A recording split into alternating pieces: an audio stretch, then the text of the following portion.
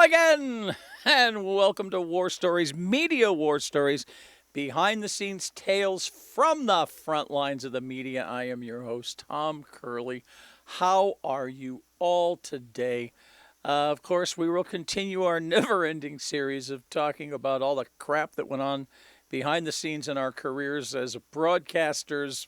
And of course, I can't do it without my co partner in crime here, Mr. Garry Armstrong.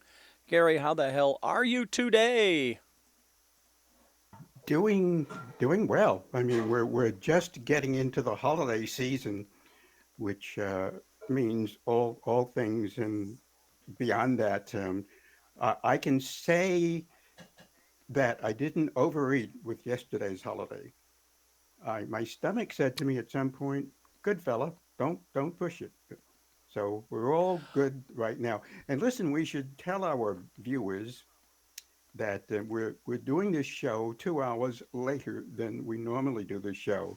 So it's dark outside, and if we hear any noises in the background besides Duke, that will be folks coming in for dinner. So we'll work our way through that. But I think what we're talking about is working during the holidays, and I'm sure you have a bunch of Yes. stories, and I have a couple also. Yes, I do.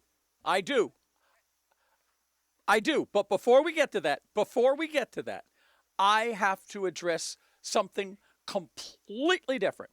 And now for something completely different. All right? Completely different. I accidentally watched a show last night at like 2 o'clock in the morning on Netflix that at first I thought Okay. was a joke. Okay? I thought it was a joke. I thought it was a parody. But it turned out it was real. And it's a reality show, and it's called Squid Game, the competition, or something like that. Now, Wow. it's based on the South Korean series that was very, very popular. It was during COVID, called Squid Game. Now, I don't. Have you seen it? Hmm. Did you see Squid Game? No, Okay, you did. All right. no, Oh, sir. then you didn't. Okay. No, So I didn't what you see have it. to No. understand. Okay, now then let me explain. Squid Game is that it was very popular, and all right, it's about this dystopian society in South Korea where there's all these different people that are characters in the series, and they're all broke and they're destitute and they've lost their jobs and they're desperate. Okay, and a mysterious person Okay. gives them a card, all right, to go to this place where they're asked to enter a competition where they're in this big room, and there's this giant ball, like the ball that they put the Powerball lottery balls into, Yeah. and Yeah. millions of dollars of cash drop into it. And they can win this if they play these squid games.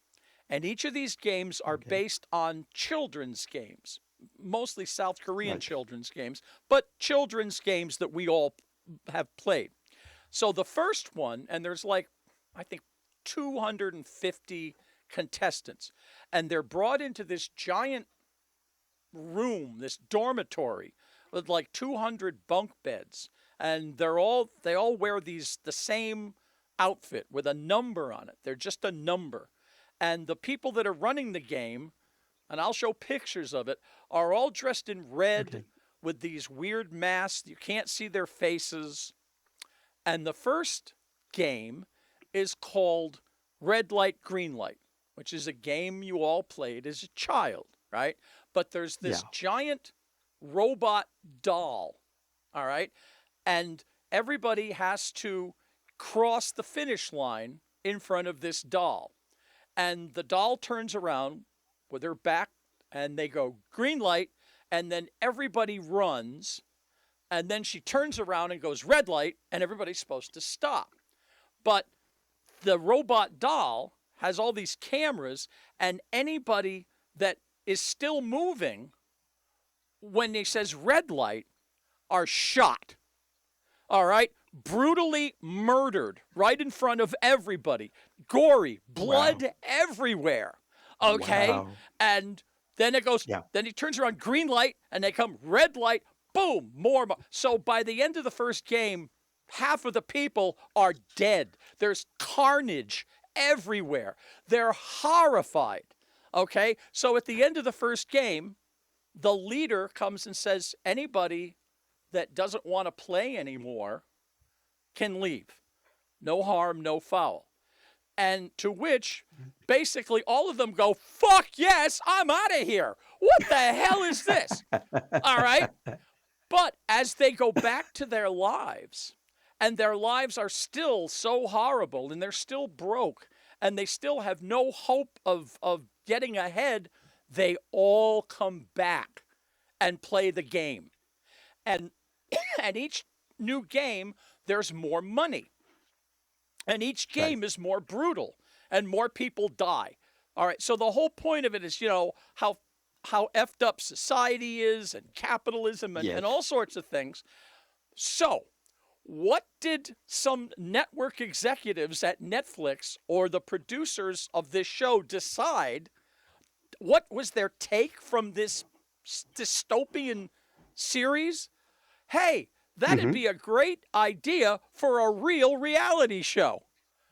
So they have made a reality show based on Squid Game, and they have real people who they recreated the dormitory with the bunk beds, and then the first game was red light, green light, where they recreated the robot, but except they don't get killed.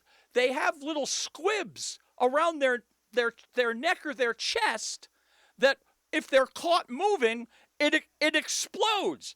Boom! So it looks like they got shot, and then they have to dramatically fall to the ground. And I'm watching this going, are you kidding me?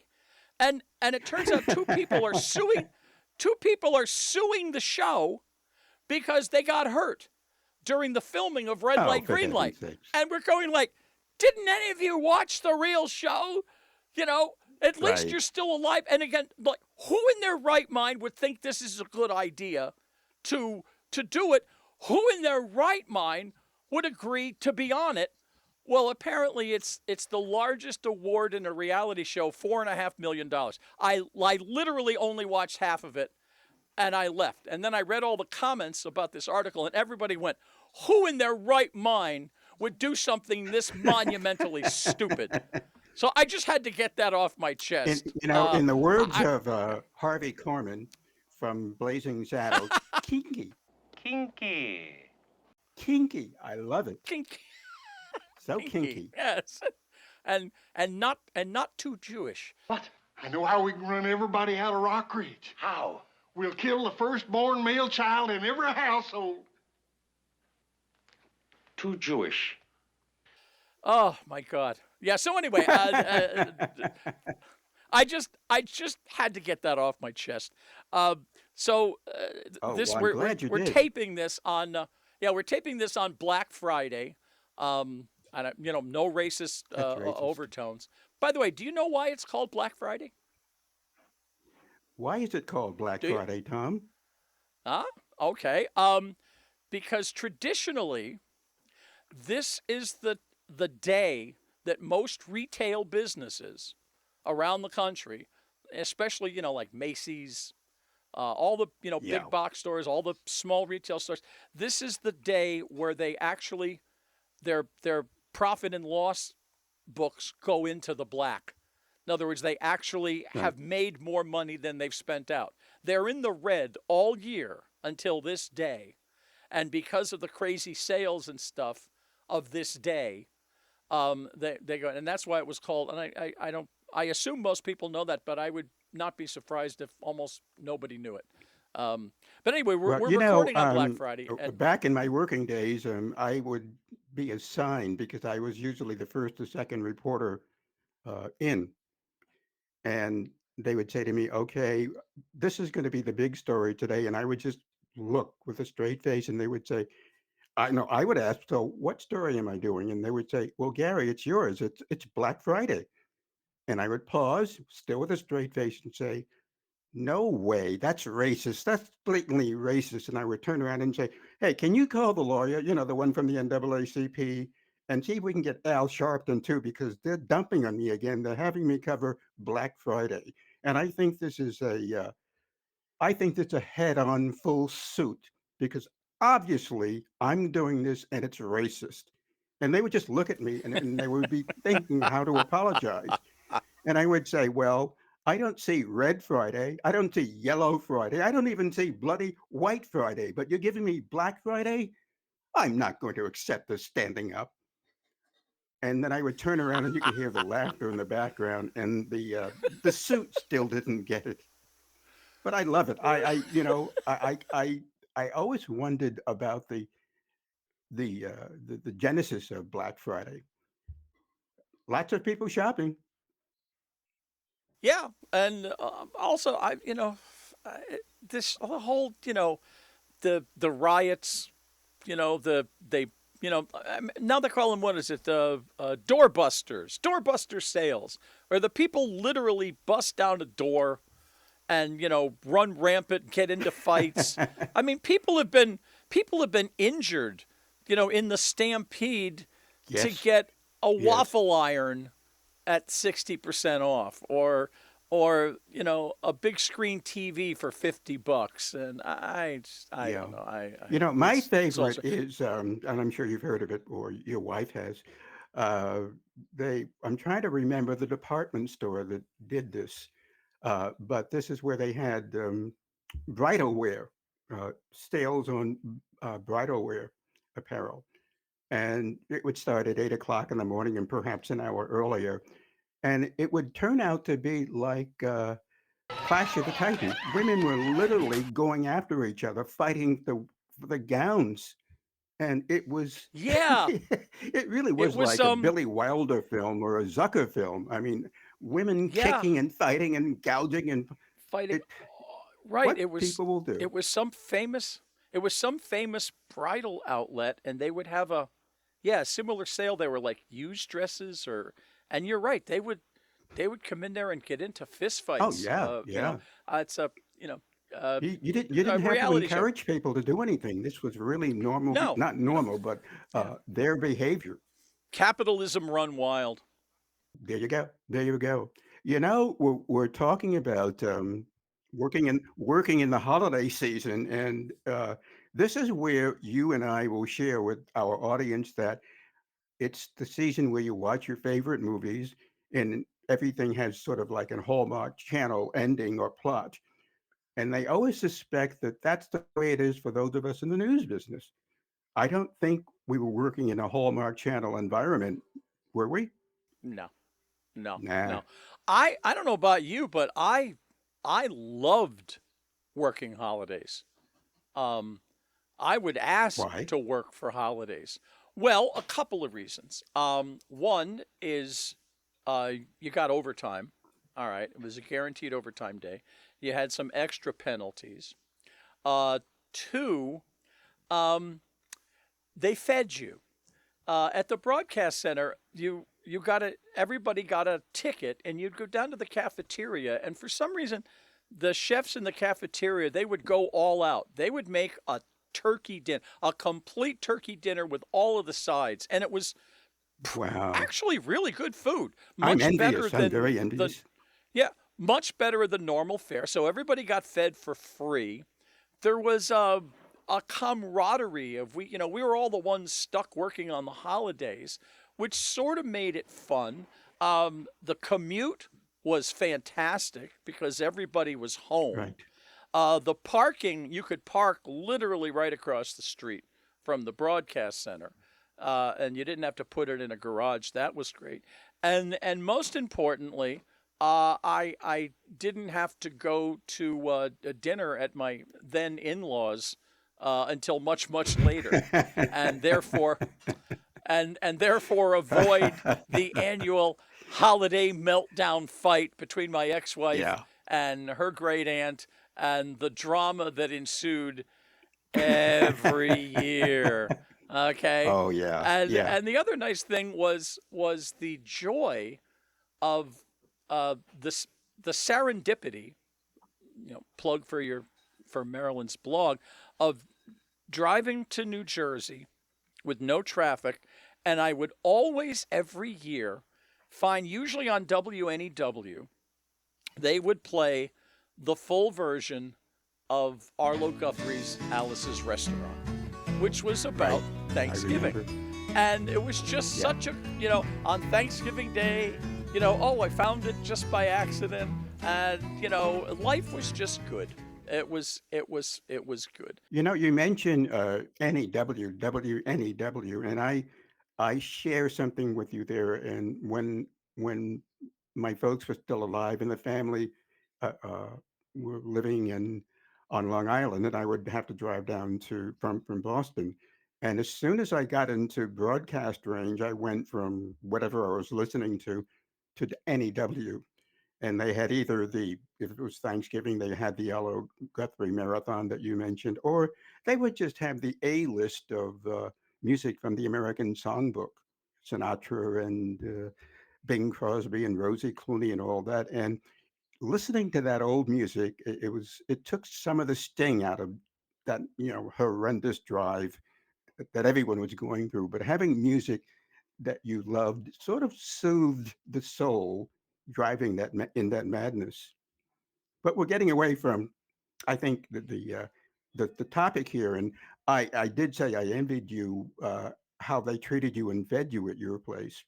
Uh, Here in Boston, at all the local stations, that did not happen. So we were left with, and this will remind you of a scene from one of our favorite movies, A Christmas Story.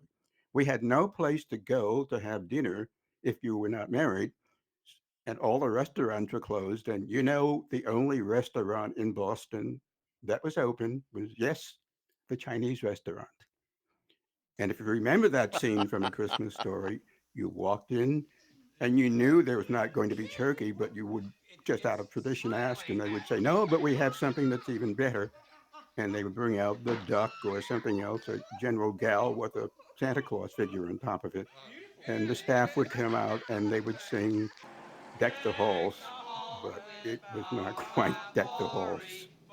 But it was enjoyed. It was really enjoyed because the bar was open and you could just celebrate the holiday in fine spirits.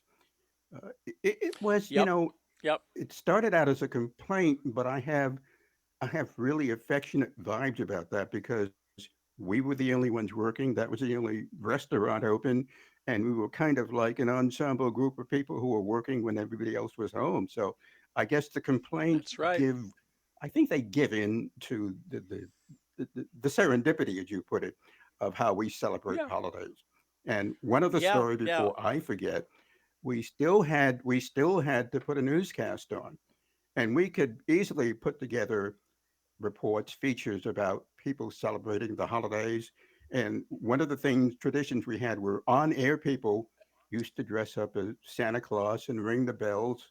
And people would come up and they would be overjoyed because they would see their favorite on air reporter dressed as Santa, and for them it was a special thing, and for us it was we were off the job for an hour or so and we would be enjoying ourselves. So there was that little feeling of Thanksgiving or Christmas and just being yourself. But I'm again going away from the main topic. Doing the newscast, you had all of these kinds of holiday situation stories, but you still didn't have something that, as the suit said, we still need to have a solid lead. And we would look at each other and say, "What do you mean? We have all these features that people will enjoy as they're enjoying their holiday dinner." And they said, "No, no, no, no. We need something solid that will grab them." And you know what they meant? They wanted some violence.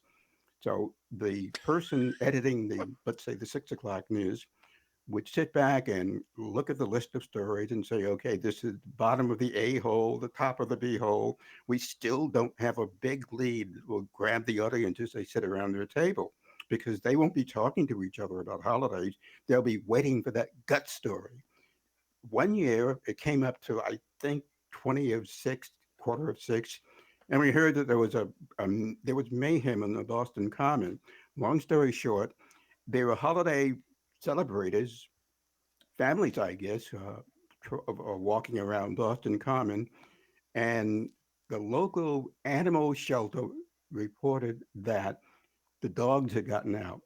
So the story turned out to be wild dogs run amok on Thanksgiving on Boston Common. We'll have all the gory details for you. And I think I want to overstate this story. I think the producer of that 6 o'clock news had some sort of sexual arousal when he or she heard that we had wild dogs running amok on Boston Common. Only on And let TV. me guess, it was like cute puppies and labradoodles and all. I mean, come on, It little was. Pomeranians, you know. Oh my I God. I don't know what was funnier, the wild dogs running amok or the producer, you know, having that kind of arousal response to Yeah, this having that kind ridiculous of story. arousal. Well, I always got a kick out of. I would always work on St. Patrick's Day, and back when I was at CBS FM, where the at Black Rock, which is at 6th Avenue and 53rd Street. So when I would leave in the morning, St. Patrick's Day would be in full swing, and it was really odd because the roads were empty, and it was like a scene out of a dystopian movie. Everybody was Right. like zombies, but they were all drunk. All these drunk kids just wandering around, throwing up in the street. It was like, oh my God! And I just couldn't wait to get away. At that time, I was coming to work. I would park in Queens and take the subway in, and I remember Right. there were these teenagers. I watched a group of like 4 or 5 teenagers go through an entire case of beer on the train God. before they even got there, and it was like wow, I like to party as much as the next guy, but come on. But I do have a Christmas miracle story, an actual Okay. Christmas miracle. All right. So, near the end of my career, I was doing what was called the Bulletin Center. All right. And the Bulletin Center was, as we've explained in other shows, I would have to be, or me or 4 other guys who were qualified, because you had to be in 2 unions, you had to be a hyphenate. We would man a studio during the hours when there was no crew there, in case something happened in the world where we would have to flash on with a special report. Okay, now the times were Monday through Friday, actually all week, 7 days a week, from 7:30 at night till 3 in the morning, because at 7:30 the evening news crew left. The evening news ended at 7:30, and I got to tell you, at 7:31 the studio was dark. All the monitors were turned off, the lights were off, the crew was gone. That's how quickly those guys wanted to get out of there. And so I had to sit in another control room that we built specifically for this purpose. It's called Control Room 49, and I would have to be there. Now they were very concerned that me or whoever had to do that shift was there at 7:30, because if we weren't, they had to stay until we showed up. And if we were late, which, some traffic, sometimes it happens, Right. they would get very irate because they weren't getting paid any extra money, all right? And they Right. wanted to leave. So, God forbid you didn't want to incur the wrath of not just the crew, but the director, the producers, everybody. Right. So it was Christmas. It was Christmas Day, and I overslept. The alarm didn't go off, Oh, and I woke up and I realized I had 90 minutes. Okay, 90 minutes. right. So I didn't even have time to take a shower. All right, I threw on my clothes, and it normally takes a minimum of 2 hours to get in, find a place to Yeah. park, get actually in the building, get into the control room, pretend that you're set up. Well, by the time I left the house, I had maybe an hour and 5 minutes, okay, which was impossible. Right. All right. But Yeah. I had to try. So I drove as fast as I could without, getting a speeding ticket. There was Yeah. no traffic, none. I Wow. got Wow. I got to West 50. The broadcast center's on 10th Avenue, West 57th Street. Takes up the entire block between 10th and 11th Avenue. I Yeah. drove up frantically to find there was a parking spot directly across the street from the entrance to the broadcast center. I parked, ran out of the car, ran Wow. in to the broadcast center, got in to control room 49 at exactly 7:30. And I went, "Oh my Yes. god. I did it. I did it. It's a Christmas miracle. I can't believe that everything That is happened, amazing. right? And but now here's the punchline.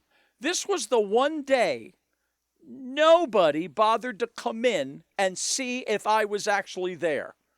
When I came in at 7:30, they were already gone. So I could have shown up at midnight. Nobody would have known. Yeah. Nobody would have cared.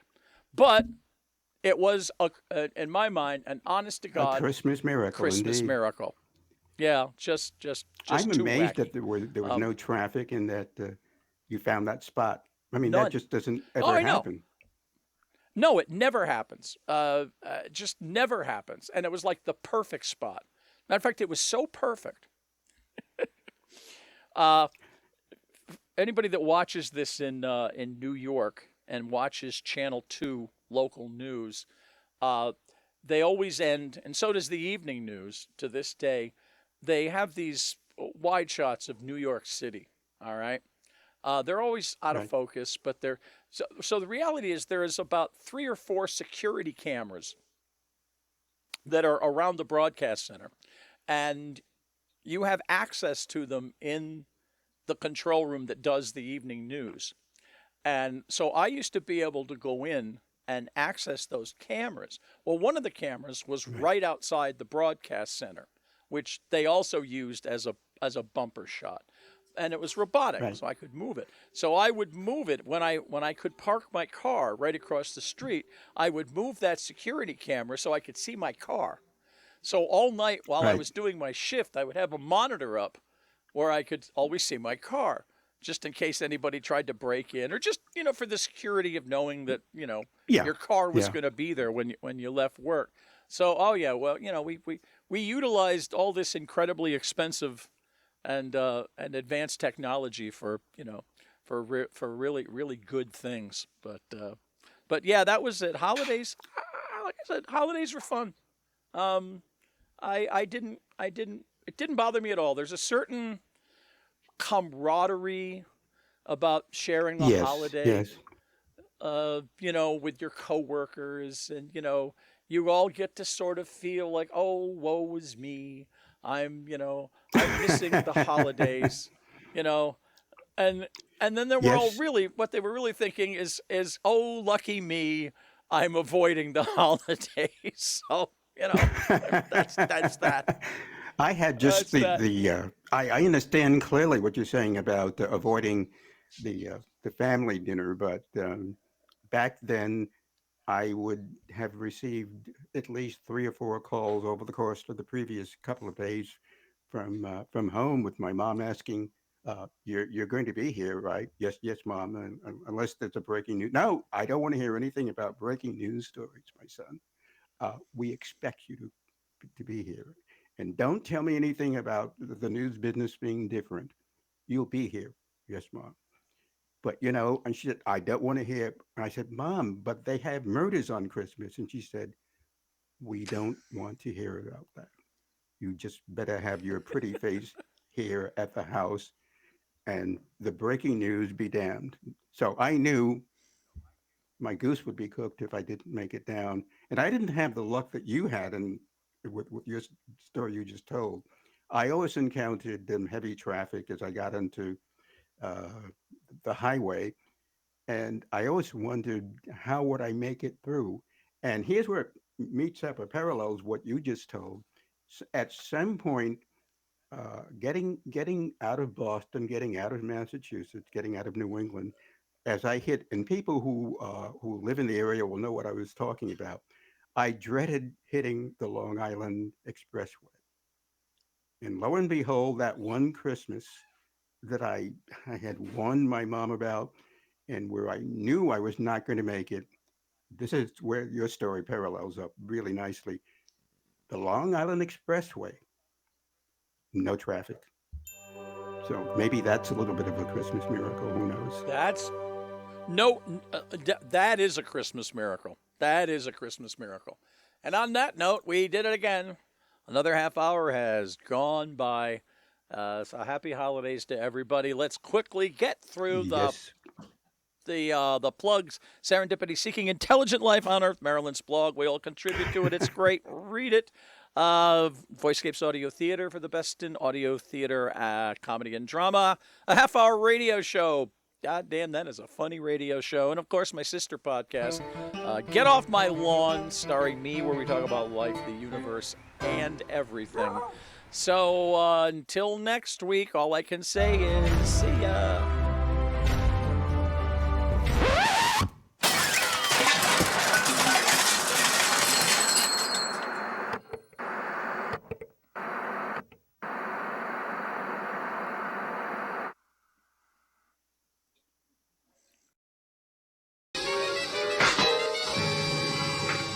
Oh my God, I shot my eye out.